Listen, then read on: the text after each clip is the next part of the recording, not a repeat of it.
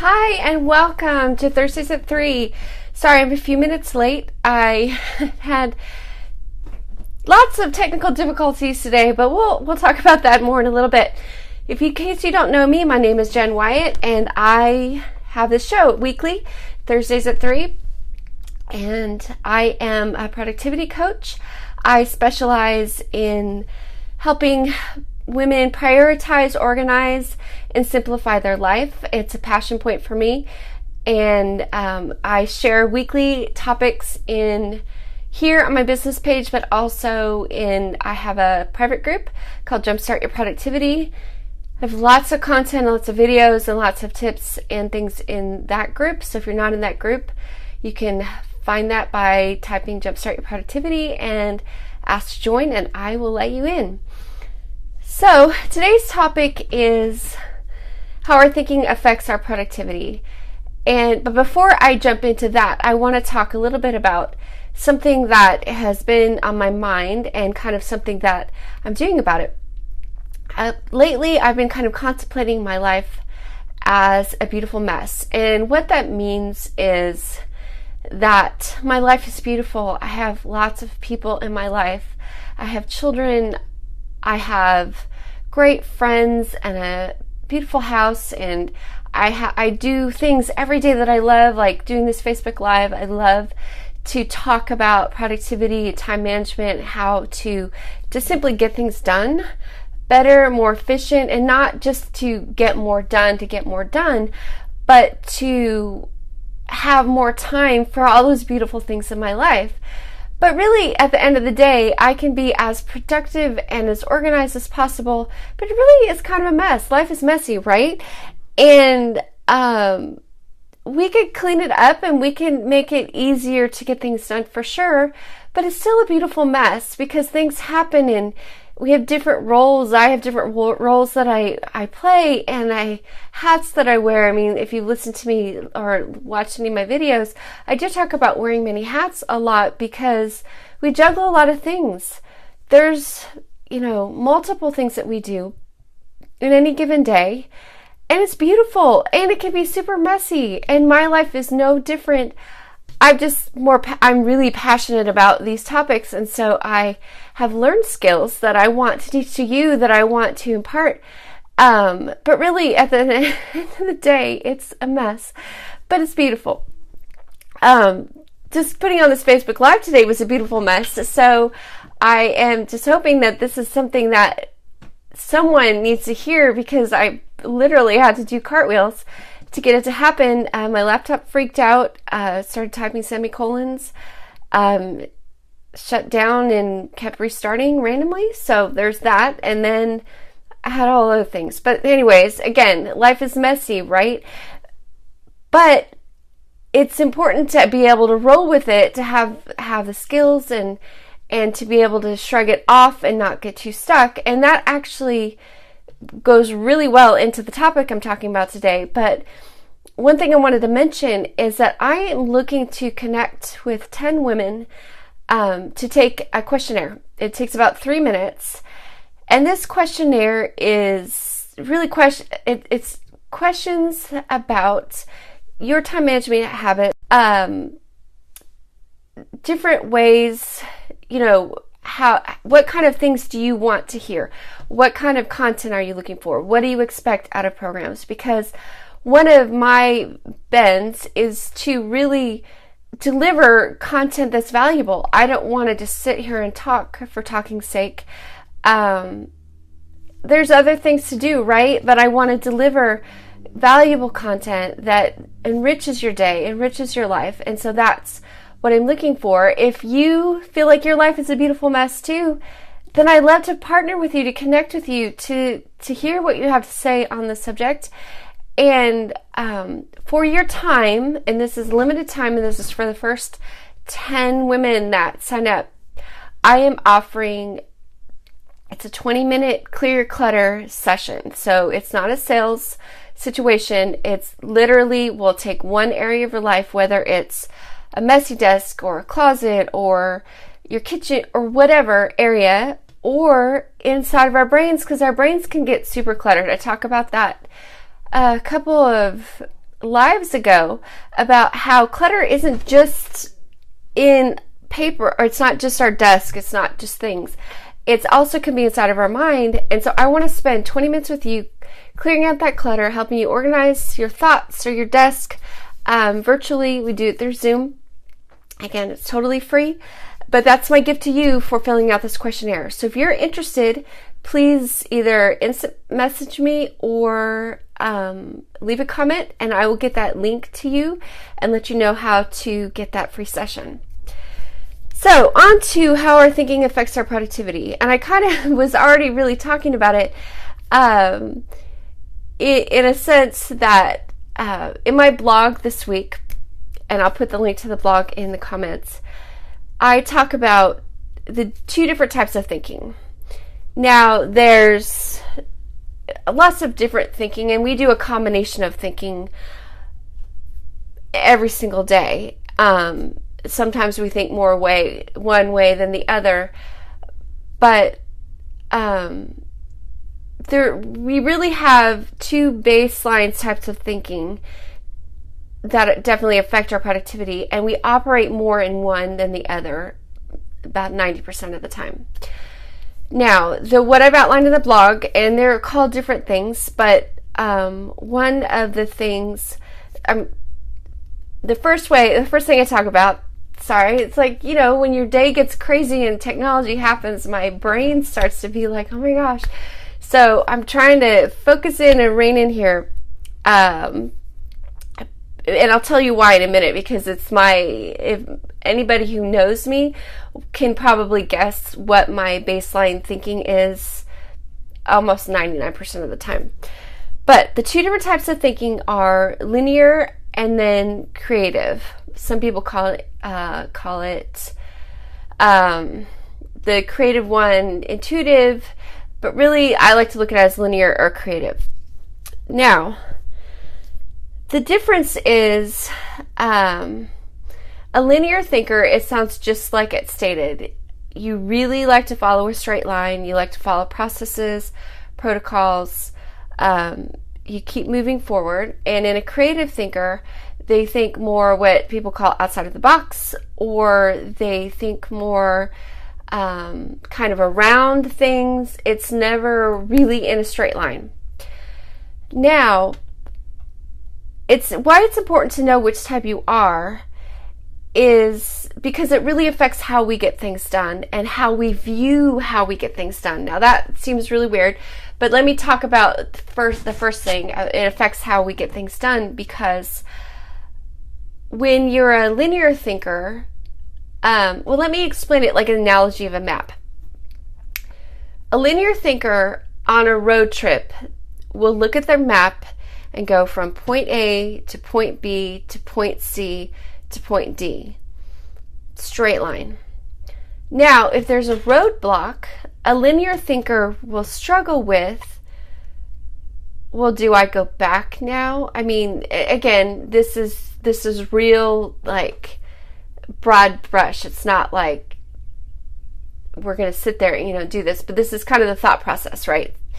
So a linear thinker will hit a roadblock and really have to think, okay, now how do I go around this? What routes do I take? What are the fastest ways to get around this route? How much time will I lose? Is it really better to turn back? So there's like a whole process, because often linear thinkers will get stuck with a roadblock. Now, a creative thinker, they're going from point A to point B to point C at whatever pace they want. They've set their own pace, and it all depends on how they're feeling at that moment. And they hit a roadblock. Now, for a creative thinker, there's roadblocks are no problem. They'll just go around it this way. They'll go around it that way. They'll do a loop around. They'll go take the scenic route. They'll go up to see the mountains. They'll stop for a few days. But the difference is that sometimes the creative thinker doesn't ever arrive at the destination. Sometimes the linear doesn't either, because they get stuck. So when this affects our productivity as far as getting things done, I hope you can see the picture that I'm painting here, because what happens is that's where these are sticking points. Both types of thinkers have tremendous value, and there's not one that's better than other when getting things done. Linear thinkers are more, they're super efficient and they can get to A to B the fastest, but it may not be the most passionate or the most, it's going to be often cut and dry. The creative thinker can get from A to B too, and it flourishes, and it's this beautiful experience. And again, we can operate on linear or creative. We combine them a lot when we do work. But again, there's one that's our anchor. There's one that's going to be more of our rudder than anything else.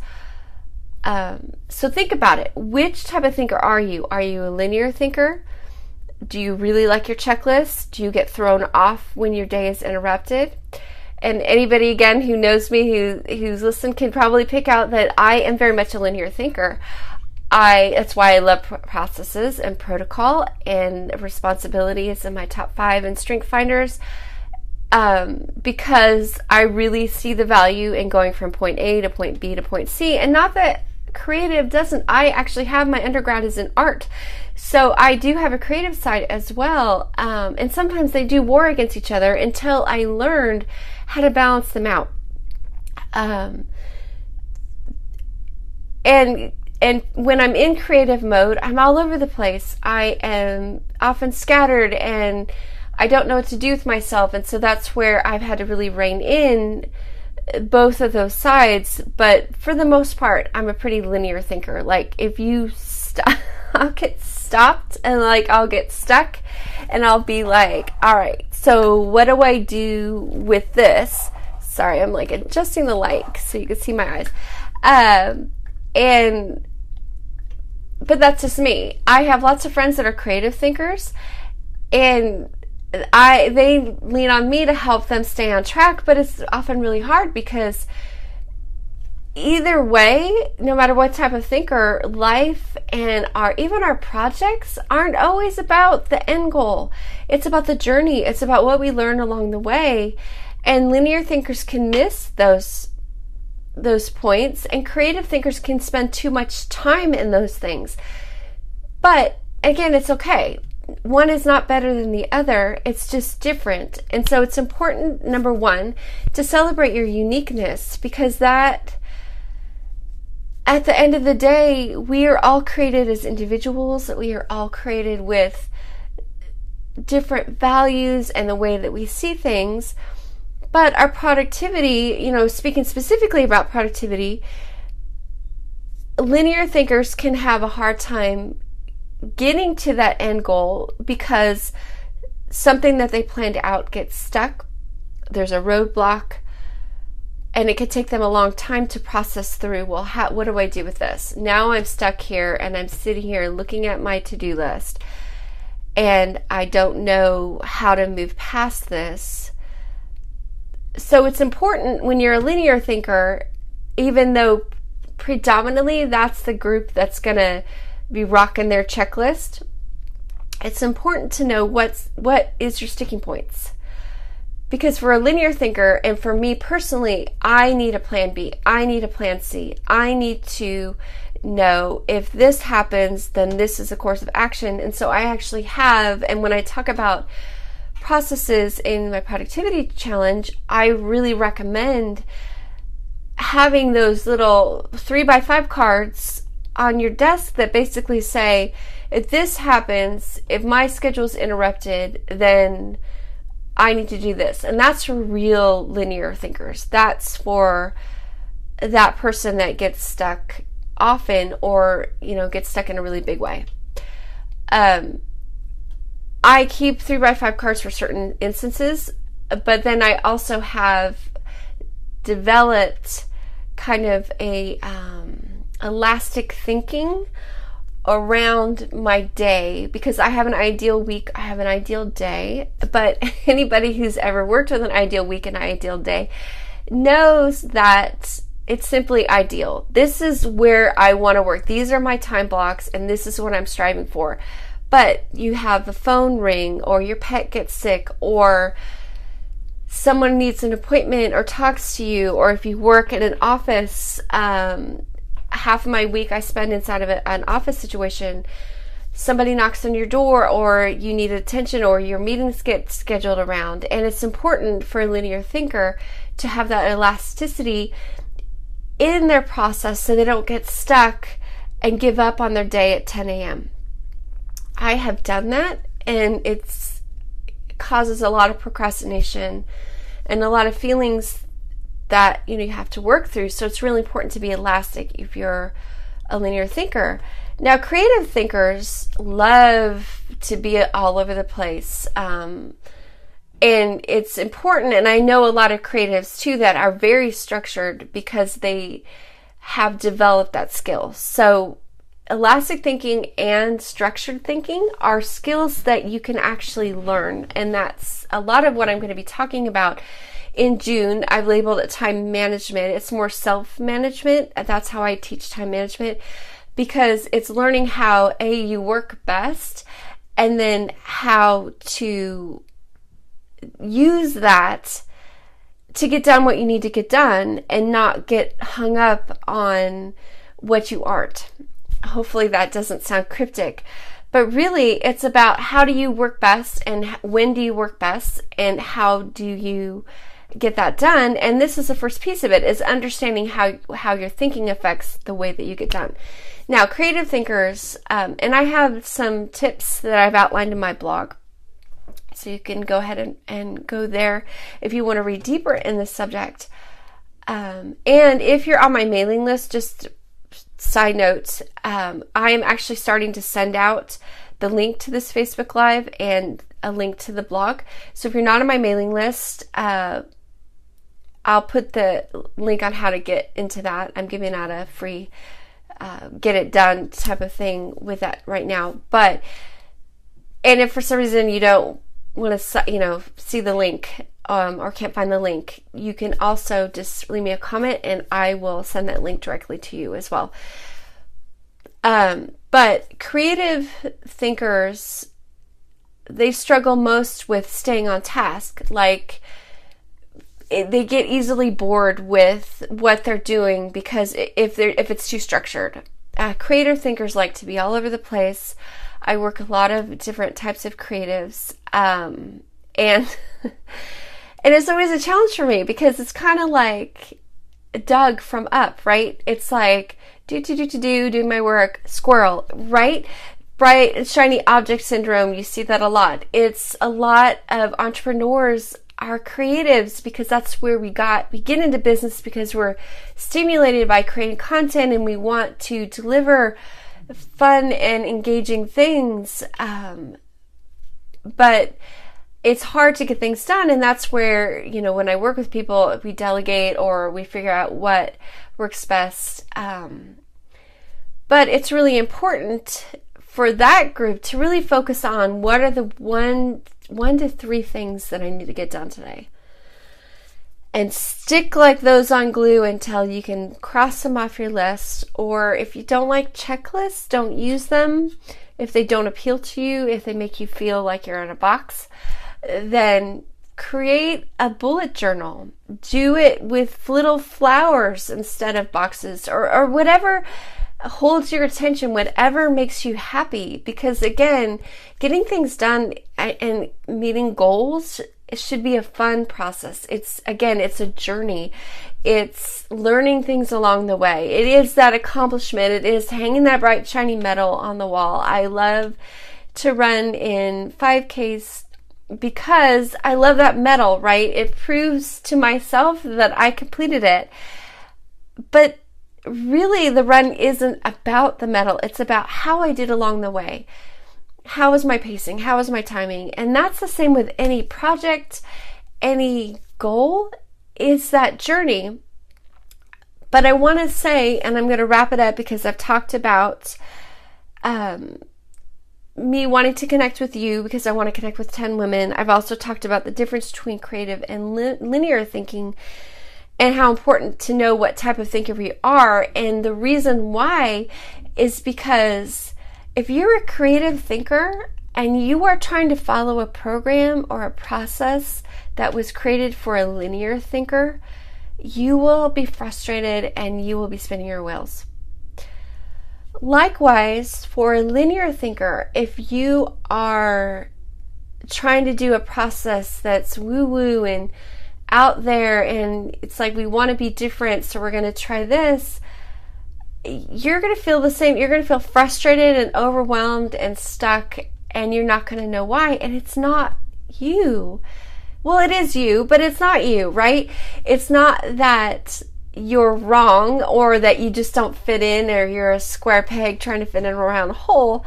It's really because you think differently, and it would be best suited for you to learn how to learn and have the tools to know what type of tools work best for the type of thinker that you are.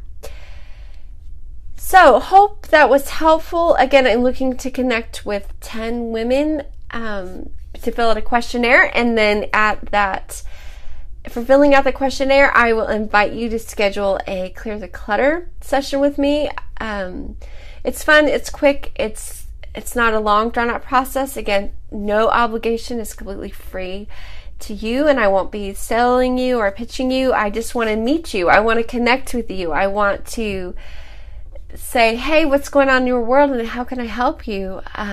Because again, I'm so passionate about this topic. I hope that you can see that on my face when I'm talking. I love to help people understand how they work better and how they work best. Because again, at the end of the day, we want to be, the best way to be productive is being happy and confident that you can accomplish it in your own time and in your own way. It's not about doing it this way or doing it her way or following Covey's method or getting it done, right? And all those things are valuable. They all appeal to different types of thinkers, and some people are really successful and some people are not. And again, it's not you, it is you, but it's not you. It's just that the tools are designed for a different way of thinking. So don't feel bad. Just keep searching or keep thinking and read my blog. Hopefully it'll give you some tips onto how to structure your day, to structure your time, and to get around and avoid or get through roadblocks for sure. Well, thank you so much for your time. I am so happy to serve you and to be able to sit live and deliver this content to you. I look forward to seeing you next week. And again, if you want to follow me on Facebook, absolutely follow me. And get on my newsletter. I just send out a weekly email. It's not anything heavy duty. And again, I put all my links to my live in that starting this week. And I look forward to connecting with you. Bye, and have a great and productive day.